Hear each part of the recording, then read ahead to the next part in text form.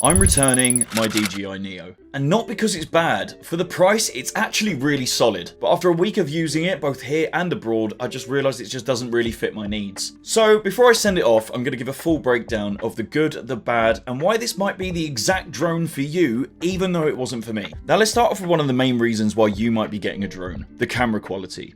Yes, it shoots in 4K, but the half-inch sensor really struggles in anything but perfect light. Whites blow out really easily, and the image can look grainy, especially if you're aiming for polished professional footage. So if, like me, you're really picky about visuals, this can be a bit of a compromise. Now, I know drones aren't exactly quiet, but this thing is loud. And if, like me, you can be a bit self-conscious about flying these things in public, they're a real head-turner from people trying to find out where the source of the buzzing is coming from. Another thing as well is the low wind resistance, which can be completely expected for its size and weight. And because it only weighs 135 grams, it's only got a level 4 wind resistance rating, which is around 17.5 miles an hour, which is absolutely fine and expected from a drone this small. But I live by the sea, where the wind doesn't really ask for permission. And taking this out along the seafront, I've really seen it struggle to keep level and focused on me. So if, like me, and your weather is unpredictable, it will really limit when and where you can fly this. To keep it lightweight, the batteries are tiny. You'll get around 15 to 20 minutes on paper, but realistically that will be a lot less, especially in high winds. So if you do get this drone, I highly recommend getting the Fly More combo like I did,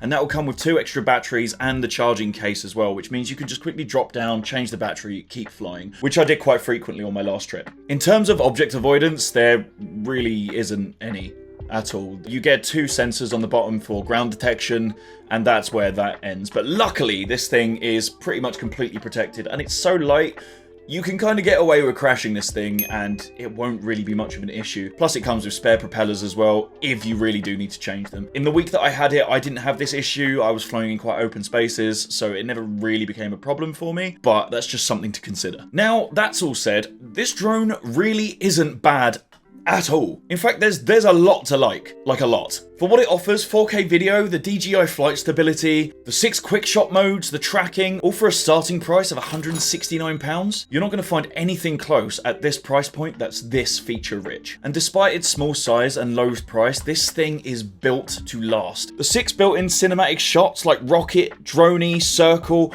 all available straight from the drone, even without a remote. You can fly this thing straight from the palm of your hand, press a button, it will go up, follow you, track you, all without having to put in any external settings or buying the remote for it. That was actually one of my favorite things about this, is the fact I could take it out of my pocket, start it, and it will just go. And I don't have to worry about it, don't have to think about it, don't have to sit there with a remote control or anything. That was a real selling point for this drone for me. And not only that, it's tiny.